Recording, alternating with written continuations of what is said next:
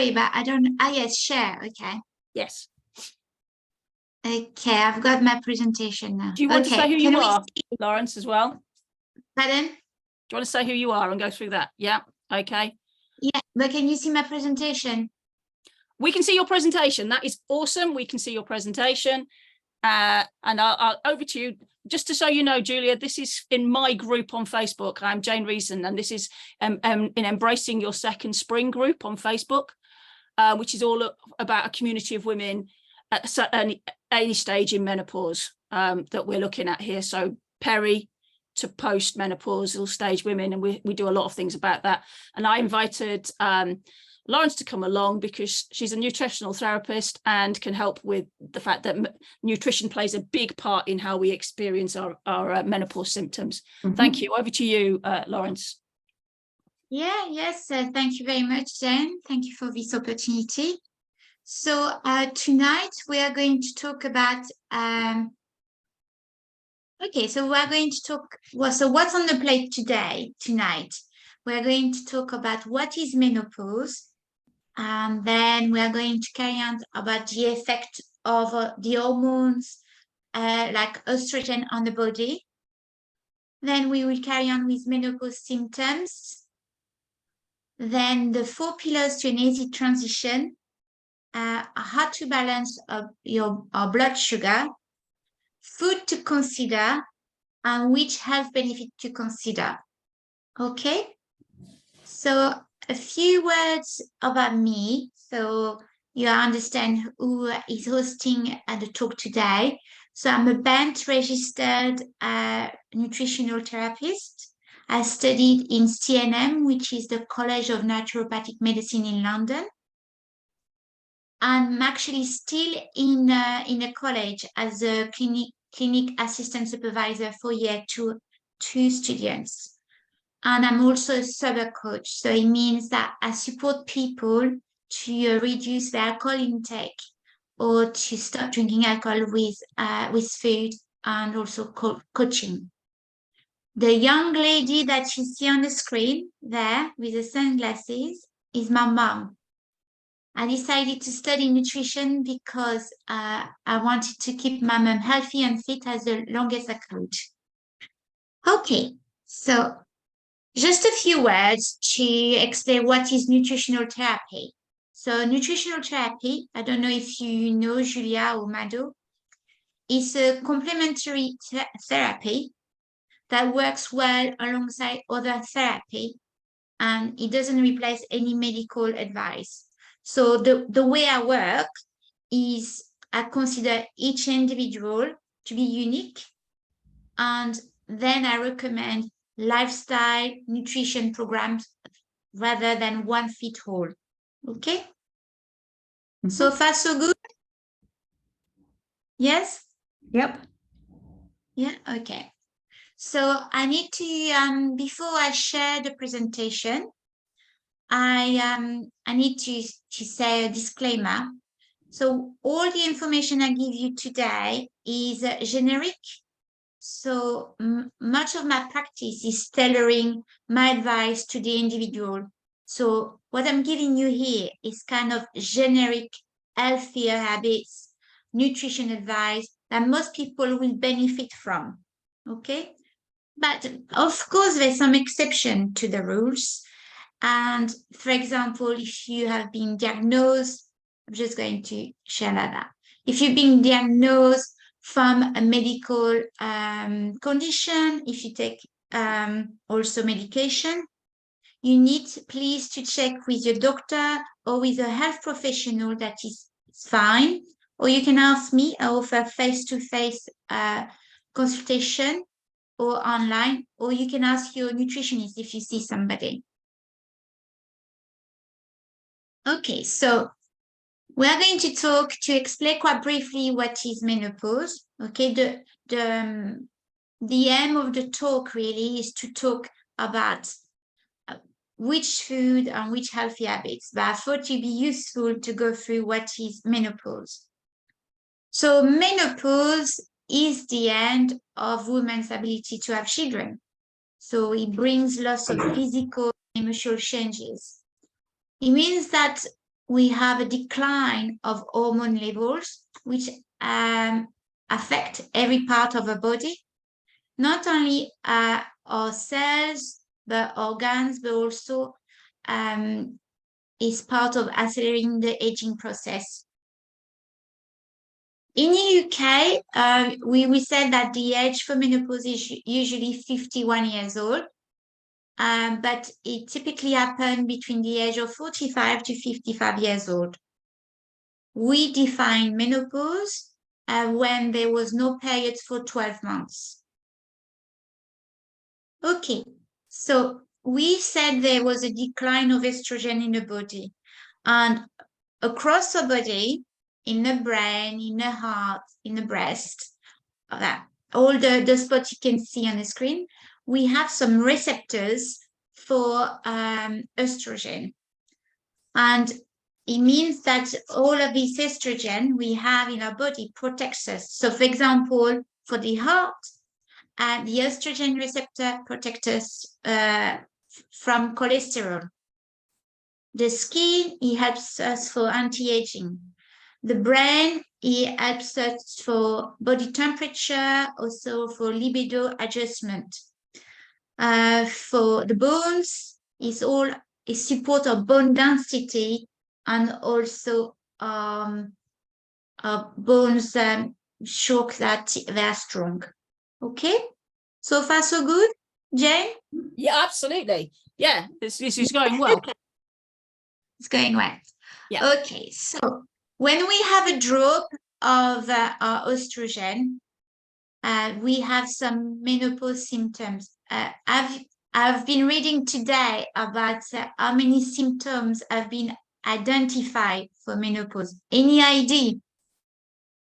I think it's something like there's over 30 odd different symptoms that people report to medical professionals that they're treated for in very many different ways, including things like bowel issues and things like that as well. Yes, correct. So I read that there was around 34. Okay. I was only 2 out. There you go. But there's still some that have not been recognized or not verified. So more to come. Yes. So the top symptoms are hot flashes, palpitation, migraine, autoimmune disease. As you say, also disturbance for the tummy, abdominal weight gain. I mean, that abdominal weight gain is all to do with the fact that the fat that we lay down around our belly actually releases the estrogen that we need. So particularly when we're stressed, if we're stressed and constantly stressed, we are more likely to lay down weight around our abdomen, because that's the only way the body's then getting the estrogen as the estrogen drops in our bodies. Yeah, yes, indeed. So yeah, there's quite a few symptoms that comes with menopause. So what can we do about it? So there's 4 key pillars for a smooth transition. The first one is balanced sugar. Second one will be efficient detoxification. Then will be limit stress, and then quality sleep. Sorry, don't know if you can see the presentation. Anyway, so let's talk about the blood sugar. So breakfast is key. I don't know if you all having breakfast here. Jen, do you have breakfast in the morning? Yeah, we talked about that. I have breakfast every morning, roughly the same breakfast every day. Not quite, but roughly.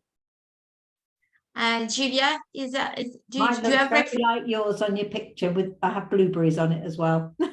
Oh, good. So yeah, breakfast is key. We say evening meals not to be consumed too late at night. So usually I advise my clients the latest they can eat is 9. Okay. We want to have an overnight fasting. So it means that from the moment we have stopped eating in the evening, like let's say 9, we're not going to put anything in our mouth except maybe herbal tea or water. until the next morning. Yeah, so ideally we want 12 and 14 hours. The reason for that is because we want our body to be able to digest, to repair. Also, we don't want a hormone called insulin to be spiked. So then we want, ideally, you would like to have your dinner 2 or 3 hours between your last meal and your bedtime. Okay, so another, how to control your blood sugar. So basically, we need to manage the carbs. We need to pay attention to the type of carbs that we are eating and consume. So like grains, complex carbs are better, like grains or legumes, because they slow down the blood sugar compared to refined carbs. Also, we can spray our carbs intake during the day to make sure there's no spike or crashes. Okay, then also healthy fat. I mean, I know now people are more aware of full fat. Yes, I mean, I see quite of press about this, about the benefits of healthy fat, but it includes avocado, nuts, olive oil in our diet is all very good for us because it slows down the absorption of carbs. So it's something else to consider. Also, protein. Protein is key. It's like breakfast, I said. So protein is key at each meal. So fiber also. Fiber will be important. Vegetables, legumes, the same as protein. Fiber helps to slow down the absorption of sugar and prevent rapid spike of the blood sugar level. Okay, so I thought it'd be good to share some tips to add protein to your breakfast. I heard that Julia is already adding some blueberries to breakfast, but yes, we could have Greek yogurt, or we could have also protein powder or nut butter. Is that something that you might want to consider? Oatmeal also. If you have toppings like nuts, seeds, or Greek yogurt on your oatmeal. Do you have any tips, Jen, for protein for breakfast? Protein for breakfast, I mean, well, obviously you've got the things that you've got there. I have porridge with fruit and Greek yogurt, but obviously eggs, as you've just pulled up, are a really good source and a really simple source, because if you haven't got the time in the morning, you can also make those egg muffins in muffin containers, put them in the oven and then put them in the freezer for eating each day when you need them. And you can put some healthy vegetables and things in there as well, which works really, really well. Yes, definitely. So eggs, any ways, scrambled, poach, or in omelette, it's great. Or Greek yogurt also with a fresh fruit or a bit of honey and a protein-packed breakfast for a protein-packed breakfast. Absolutely. Okay, so we have given tips for the breakfast to increase protein, to increase fiber. So you could put beans, chickpeas, and lentils in stew and curries. So, for example, in my case, when I cook a tomato soup, which I find it very easy to do, very quick, I put some red lentils to it, so you increase the fiber. Yeah, absolutely. But also you could add chickpeas or beans. All depends what you like. It's good to vary as well, so you have a different combination. Also for your meatballs or your lasagna, you could think of lentils. instead of meat. What about Okay, those people who don't like nuts or have an allergy to nuts? Perhaps who, are vegan or mostly vegetarian vegan in terms of getting the protein and some of the right nutrients that they need? Well, we can have a protein shake, like a vegan-free protein, like a pea one, Pea pea protein, protein. yes. Pea's quite good, isn't it? That's a good Yeah. idea. It's just that I'm mindful that a lot of people are allergic to nuts, or some Yes. nuts, either ground nuts or tree nuts, and that can be a challenge for them. Well, I had recently had a client, she's allergic to nickel. Yeah. And she can't eat nuts. So yeah, it's a good point to add. So a pea protein or a vegan protein and other type. I will say if you interested to look at protein, vegan protein, always buy a small packet first before buying a big one. Because sometimes you can be surprised. I tried the pea protein and it's not my cup of tea, we would say. No, it's like the alternates to milk. I struggle with those as well. I mean, I tried the oat milk, thinking, oh, that'd be all right, and it tasted like cardboard to me. Oh, you need to get used to it. I know. I mean, I don't drink much milk because I have a bit of an intolerance to it. But yeah, I don't. It's only in breakfast really that I have it, so it's not a big deal. Mm-mm. So now we're going to talk about alcohol. So alcohol, unfortunately, unfortunately, alcohol spike the blood sugar and also have got other negative effects on our body. But really, I really encourage everybody to limit their alcohol intake. Because it's a toxin, so it means that it creates a burden for your liver to function it very well, and also it spike your blood sugar. If you enjoy drinking, which is up to you, I will advise that when you are drinking, maybe have one, and then for the next one, maybe have a glass of water or have an alcohol-free drink. Be mindful of the sugar. But usually it's basically the first drink where we get the most pleasure. Yeah. Then the second one and the next one, we always try to get the same relaxation as we had for the first one.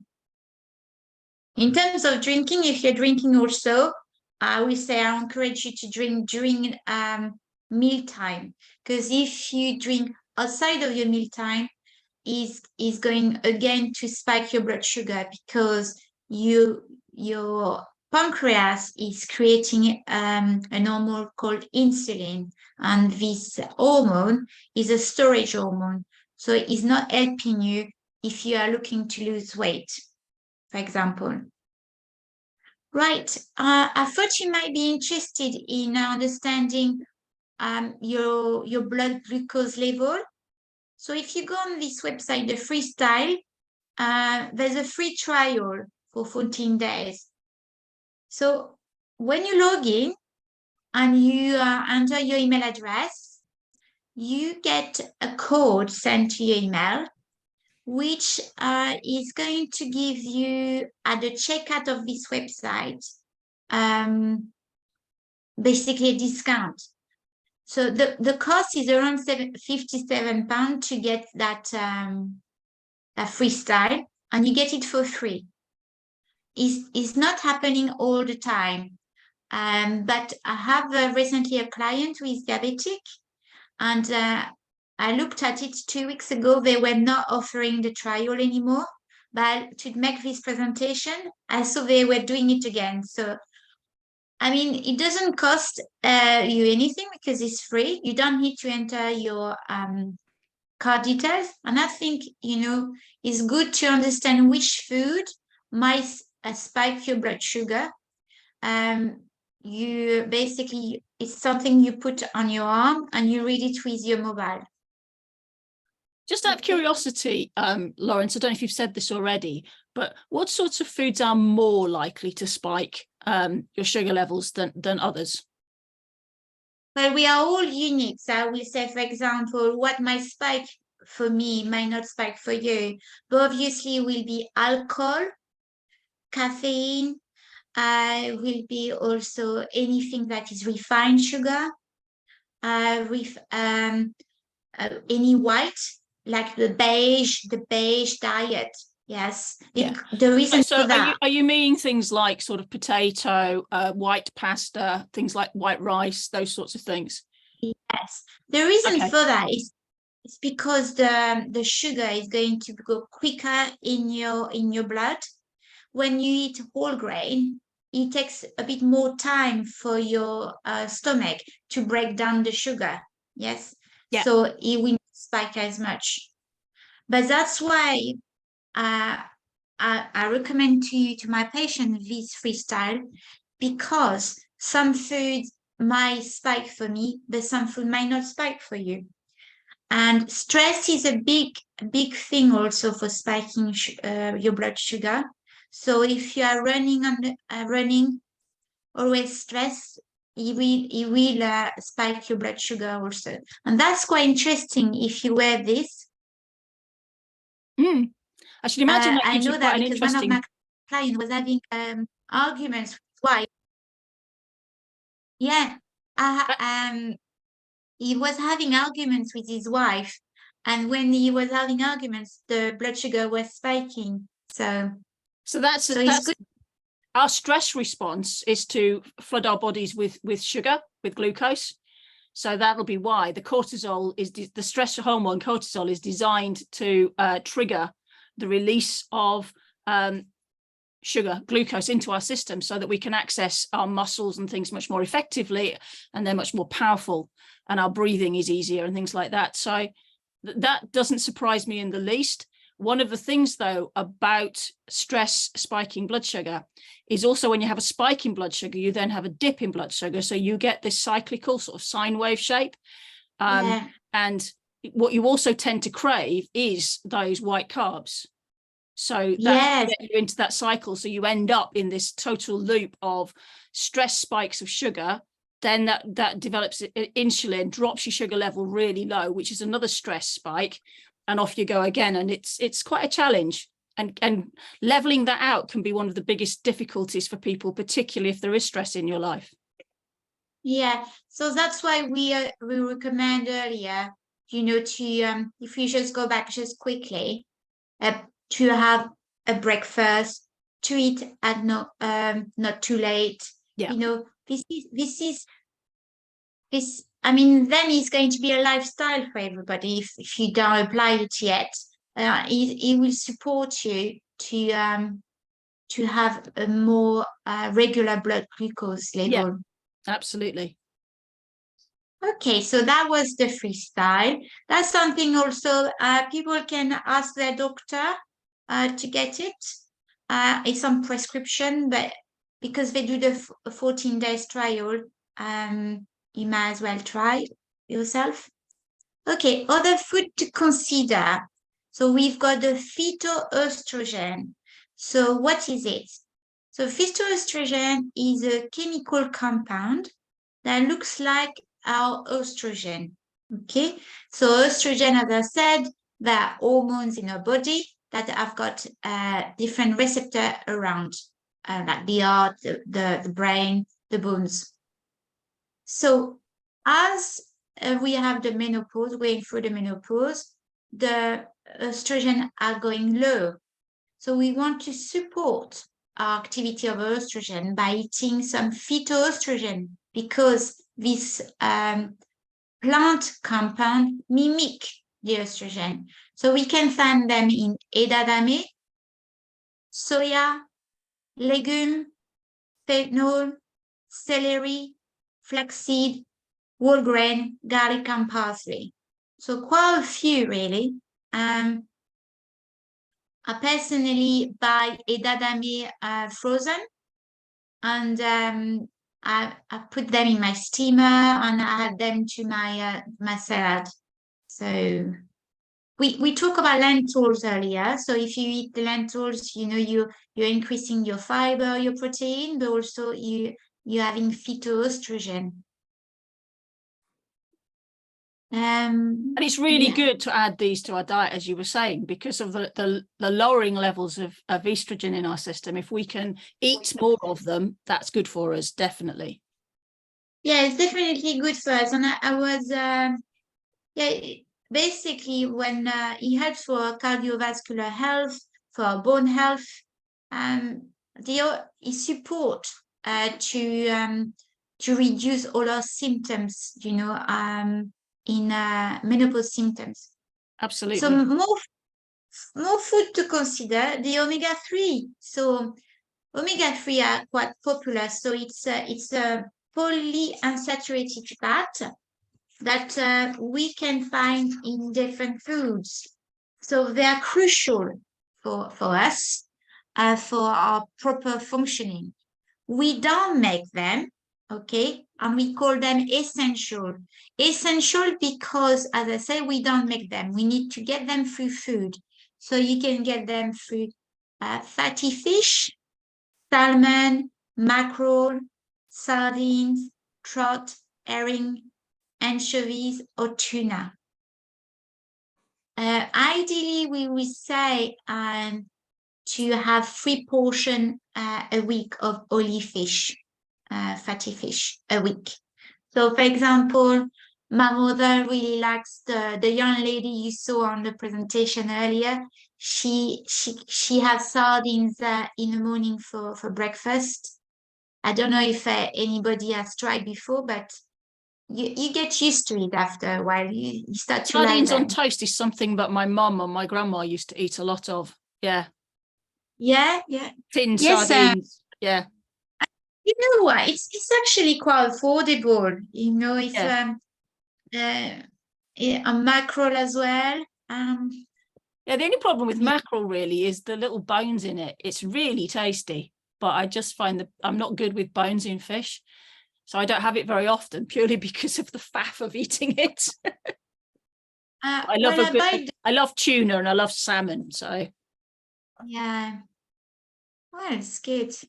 Do you like any, Julia? Do you like any of them? I eat a lot of salmon, and Okay. sometimes mackerel too. Oh, good.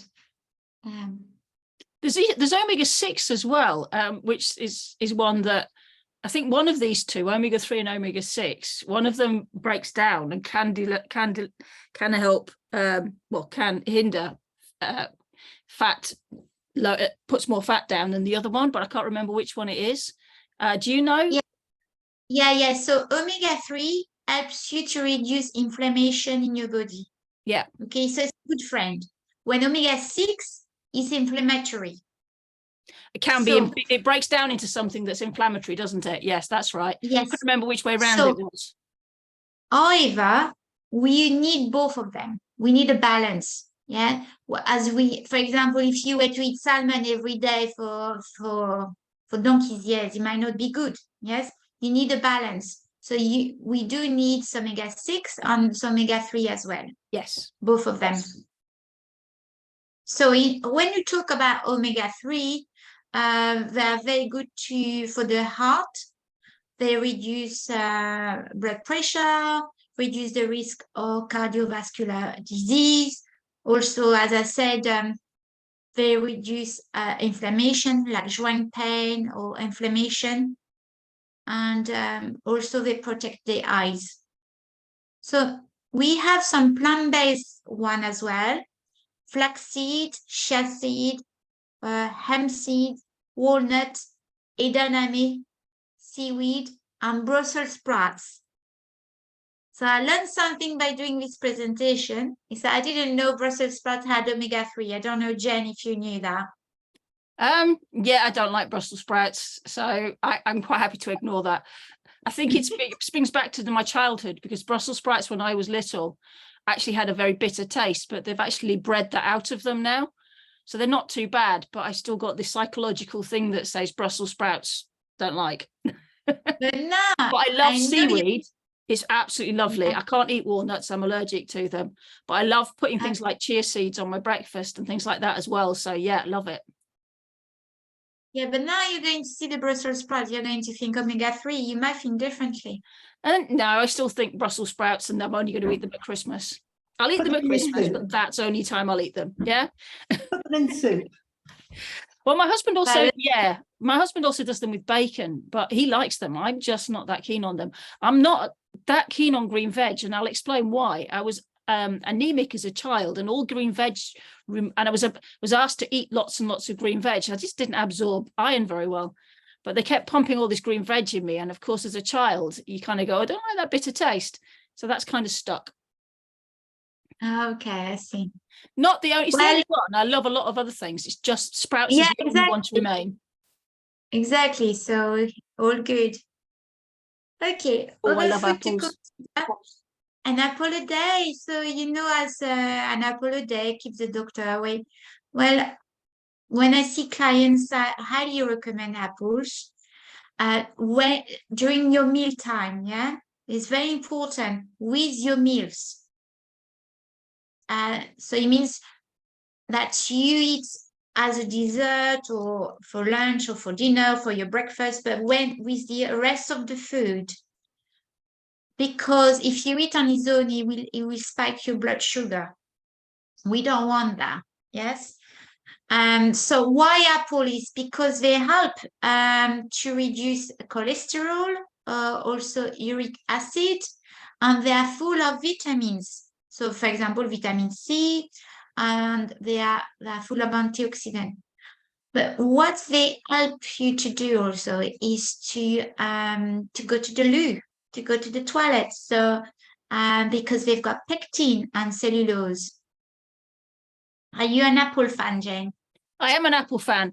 I either have apple or nectarine in my breakfast along with some berries in the morning, and I'll sometimes have an apple at other points in the day. What I read was mixing apple with protein as a snack is quite good, not on its own, but if you put it with some protein. So I don't like peanut butter, but one of the things they talk about is apple and peanut butter. Yes, correct. It's fine. But what we are trying to do here is not to have snacks. Yeah. Okay, see, I was what I've been looking at is the fact that sometimes for some people it's little and often that's better than 3 meals a day. Exactly. So that's why I said to you at the beginning, it's all unique. Yes, we are all unique. I think one of the key things I was hearing was put protein with most things. If you have protein with any snack, so you don't just have a biscuit or something. You try and avoid that sort of thing. But you put protein with your snacks, it'll help level out your blood sugar quite effectively. So, yes, so yeah, Lucy, who's listening to us on the live feed, has just said apple and peanut butter is lush. Yes, lots of people think it's lush as well. I'd agree with Lucy. My husband likes it. I just don't. I don't get on with peanuts, so that's why I don't like peanut butter. I don't know if anybody noticed, but I'm French. Yes, with my French accent. But my mom, she never heard about peanut butter like a few months ago, and I've been giving her peanut butter. Like as you say, like sometimes we have at the weekends. Yeah. My God, she's a fan now. I have to be careful. My dogs like peanut butter. It's a good way of giving them tablets. Yeah, peanut butter or Marmite. If you mix their tablet in peanut butter or Marmite, they're much more likely to eat it. Oh God. Okay, so yes, as you say, we can have apple with protein, apple with nuts, apples with peanut butter, or hummus. You can do with hummus as well. Yeah. But ideally, we don't. From the school, we are all different schools. Yeah. Mm-hmm. Ideally, we don't want people to have snacks, but if they have, yes, to have a protein with that. Very good. Okay, so we went briefly through food. I'm just checking the time. We're okay. Yeah, because we started late, Laurence. I'd just keep going. Don't worry. Yeah. So I just wanted to mention a few health habits to consider. Okay. So as we said earlier, it's important to manage stress. So my advice will be, as soon as you wake up, have a glass of water. also through the day, because water is we've been sleeping for 8 hours hopefully, so we have no water in our system. So instead of going for the coffee or the tea or your favorite drink, we say have water and walking and through the day. It's very important to take time for yourself, even 5 minutes to center and give your body a break through the day. So if, I don't know, if put some music on or burn some essential oils. I don't know, Jen, what's your favorite one, for example? Music for me, definitely music. Okay. I'm not much into big smells and things like that. So yeah, music. It's always music. I am into the big smell. Yeah, some people are. It's just not for me. But yeah, music I love. I mean, that hydration first thing in the morning. I've always got a pint glass of water. I've got one with me at the moment, but that's what I start the day with, my pint glass of water before I do anything else. And I walk the dogs. Yeah. Okay. Yes. Getting outside is very good. As soon as we wake up, because when we see the light, we are more chance to be able to sleep in evening, because we are going to be able to produce a hormone called melatonin. Melatonin will be produced because we are going outside, and then we will be sleeping in the evening. If you are lucky enough to have a bath, I would highly recommend Epsom salt bath. So it's full of magnesium. Magnesium is a mineral that helps us to relax and get rid of all the stress from the day. And also it helps us to relax. Get outside, as I said. There's some sort of discussion as to whether it does really help muscle soreness and things like that as well, and whether, because some people talk about it being absorbed into the system. I'm not sure the skin absorbs it, but I certainly think the effect is quite positive. Yeah. On the cell level, on the mitochondria that we call, it's not absorbed. Yes. Apparently, it's not scientific. However, with the warmth of the bath, and you take the time to relax. Absolutely. Yeah. I'm all for a hot bath, me. Love it. Yeah. So in terms of, I'm not saying you're going to increase your magnesium level into the cells level, yeah, but you will be able to have the relaxing effect. We've got lots of rain in Itchin. Just putting the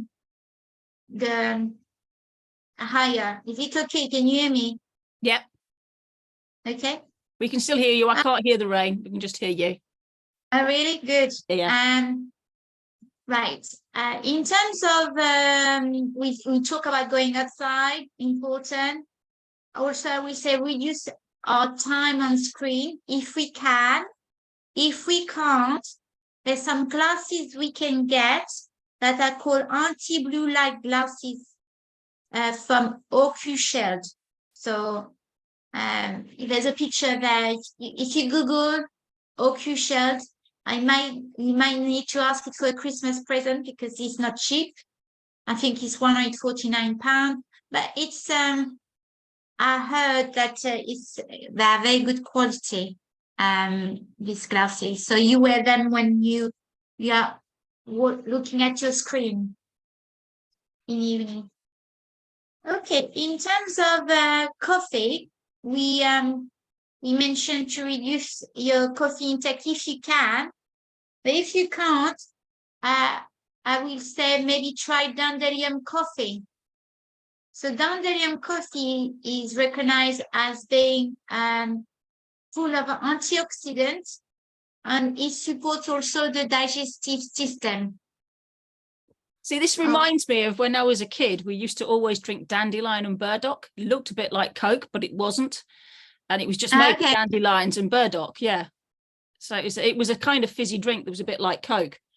But yeah, that's what we always used to buy. Right. Okay, so know. if you are interested to know more, I've got a website called Laurence Nutrition. And on that website, I've got a menopause nutritional support plan that you can request for free. And basically, there's different recipes on it for a week. There's the breakfast, the lunch, and the dinner. So for everything we have said, it will be food of omega-3, fiber.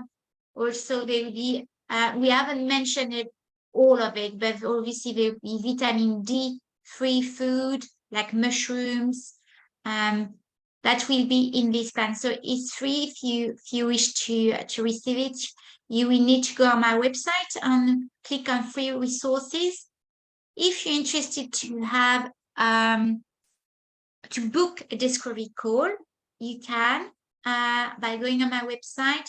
So the purpose of that discovery call is to understand what's your health goals, how can I support you.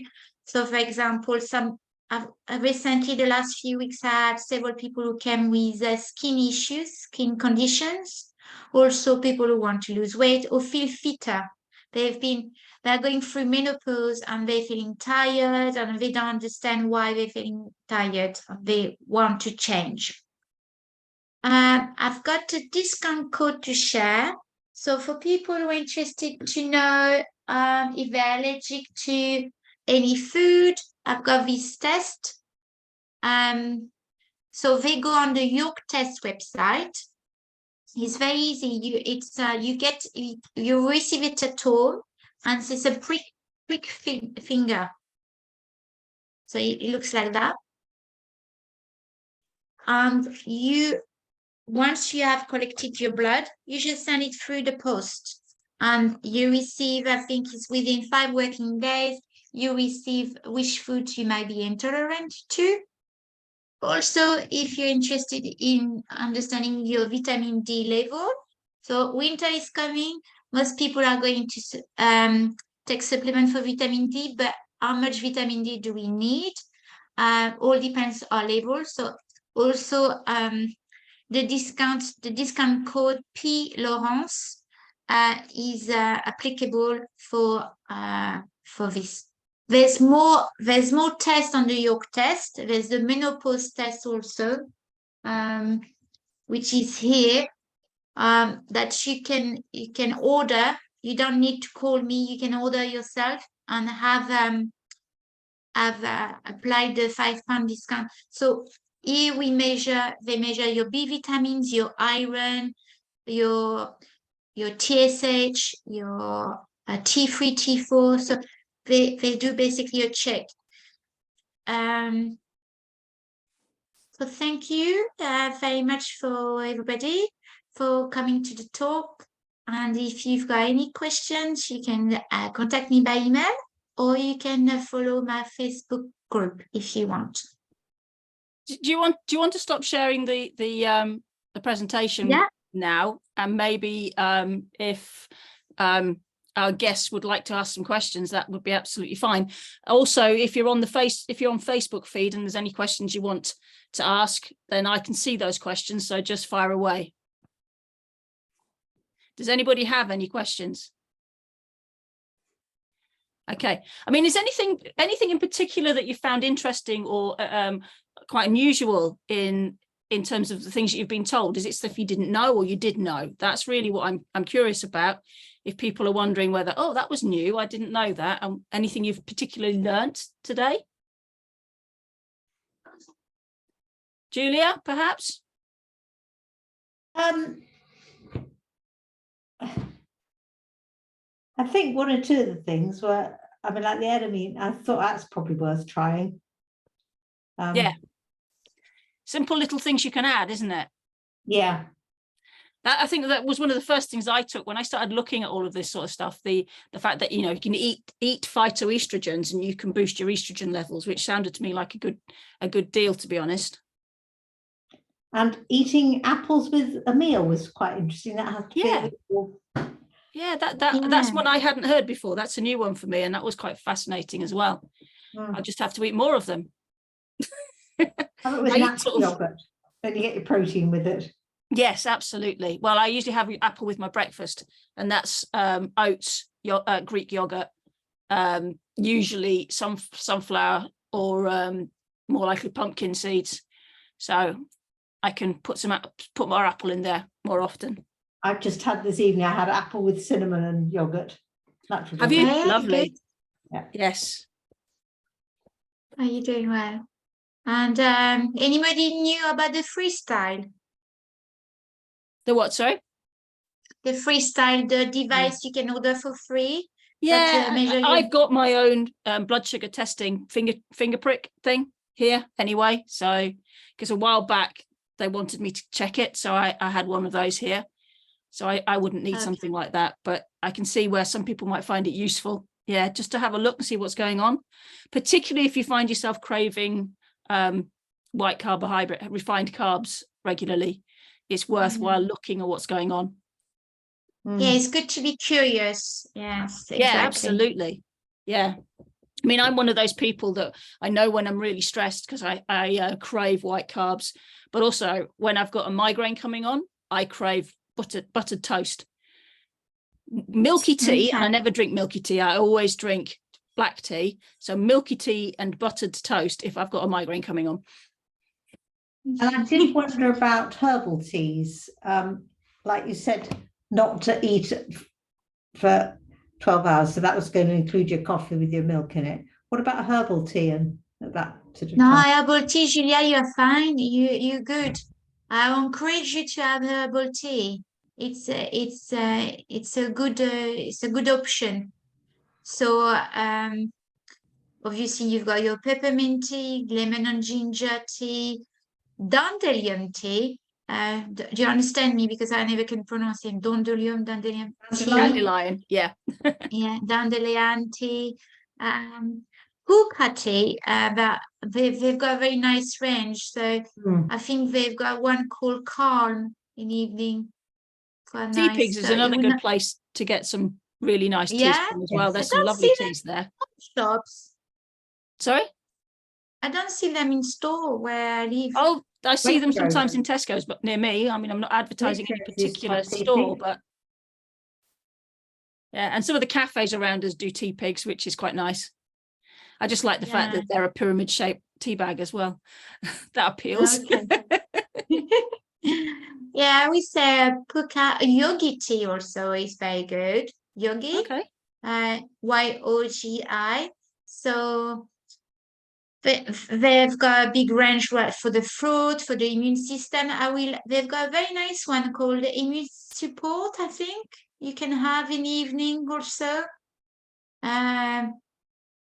Yes, I mean your yoga tea is nice. Which one? I'm thinking I like puka. Yeah. Yes. Rosemary tea is good also. If at home you have some dry rosemary, you can do it like a loose tea. It's quite nice in the evening. It's quite antibacterial, antimicrobial, something like that. Okay, that sounds good. I don't know much about teas, to be honest. At the moment, I'm drinking Earl Grey in the afternoon. I only have one cup of tea, and I have 2 black coffees, decaf coffees in the morning. So I don't really have that much caffeine coming into me. You need to try this. You need to try the dandelion coffee. Well, yeah, I could dandelion do. tea. I mean, I could try that. I mean, the decaf, it just gives me that coffee, doesn't it? But it's almost like a habit more than anything else. But I don't really have caffeine. I don't really drink that much alcohol either. And I start my day with a glass of water, and what I tend to do through the day. So there you go. Yeah. In fact, that's all sorts of other things I do that I shouldn't do. So no, it's neither here nor there. But I've got some good habits, which is nice to know. And it's easy now that I'm not in a very, very highly stressed job. It's much, much easier to control what I'm eating. And I think that's a key thing, that link between stress and diet and which one's, triggering which one. I think they go together. And so many women I know, kind of when they're feeling stressed or they're feeling ill, there seems to be this drive that says, go and eat something. Yeah, well, but I think if you're aware of it and curious and want to change, you slowly, I will say, maybe don't put all the recommendation we put together today in one go. Just say this week, I'm going to put, when I'm going to cook my soup, I'm going to put some lentils or chickpeas. One of the other things that I said to people as well is when you're feeling hungry, quite often it's you're actually thirsty. So have a drink of water instead of going and eating something.